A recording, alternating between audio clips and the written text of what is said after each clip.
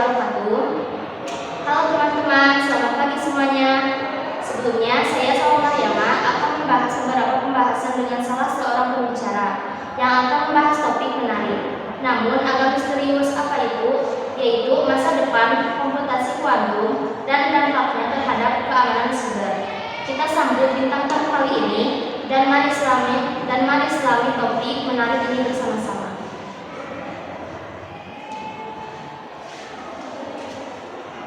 Halo semuanya, perkenalkan, saya Ismi Nurida. Dan terima kasih karena telah mengundang saya sangat senang sekali berada di pagi ini. Alhamdulillah, saya turut senang seiring dengan semakin banyaknya orang yang sadar akan komputasi kuantum.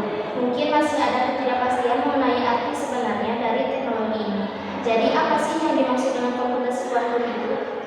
Komputasi kuantum adalah bidang ilmu komputer yang menggunakan prinsip-prinsip mekanika kuantum untuk melakukan perhitungan dan pemrosesan informasi. Oh, nah kalau di dunia teknologi itu pasti berkaitan dengan algoritma. Nah, apa saja algoritma terkenal yang dikembangkan untuk komputasi kuantum dan apa kegunaannya? Ada beberapa algoritma terkenal dalam komputasi kuantum, meliputi algoritma Shor, algoritma Grover, algoritma Desargues, algoritma Simon.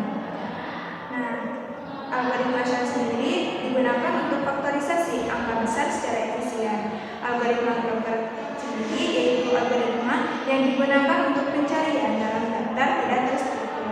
Adapun algoritma Desargues, algoritma ini digunakan untuk menguji apakah suatu fungsi boolean tertentu konstan atau seimbang dengan hanya satu kali evaluasi. Yang terakhir ada algoritma Simon, yaitu algoritma yang digunakan untuk menyelesaikan masalah klasik yang melibatkan fungsi injektif. Algoritma ini menunjukkan potensi komputasi kuantum untuk memberikan solusi yang lebih cepat atau lebih efisien untuk beberapa masalah tertentu dibandingkan dengan komputasi klasik. Nah, apa yang membedakan komputasi kuantum dari komputasi klasik?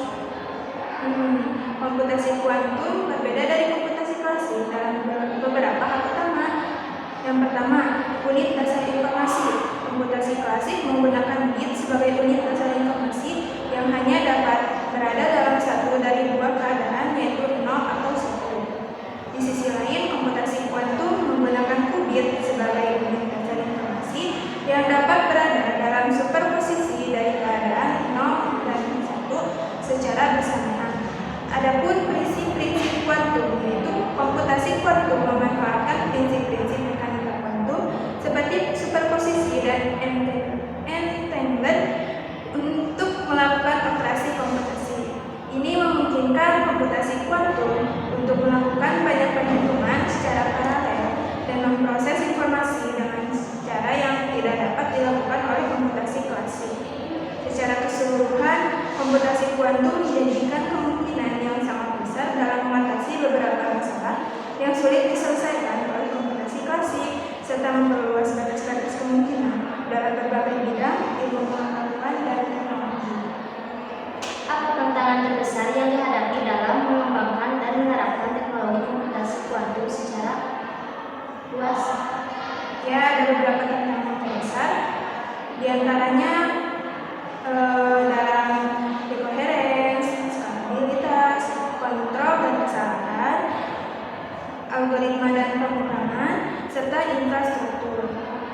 Dari decoherence, fenomena decoherence merupakan salah satu tantangan utama dalam komputasi kuantum. Decoherence menyebabkan qubit kehilangan informasi kuantumnya ke lingkungan sekitarnya, yang mengakibatkan hilangnya keunggulan kuantum dan gangguan terhadap operasi komputasi.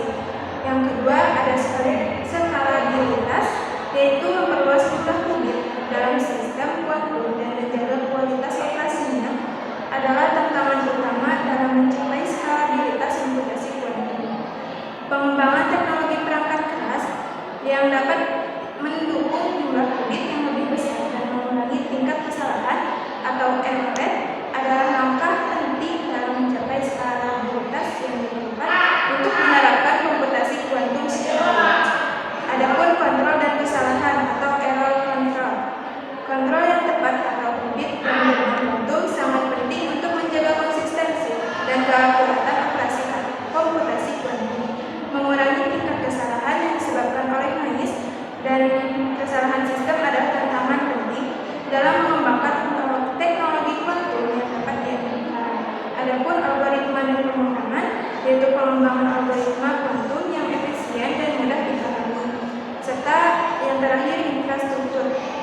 membangun infrastruktur yang diperlukan untuk mendukung komputasi kuantum, termasuk sistem regenerasi yang canggih untuk menjaga suhu yang sangat rendah, serta infrastruktur jaringan yang memadai untuk menghubungkan sistem kuantum yang tersebar geografis, juga merupakan tantangan dalam menerapkan teknologi komputasi kuantum secara luas.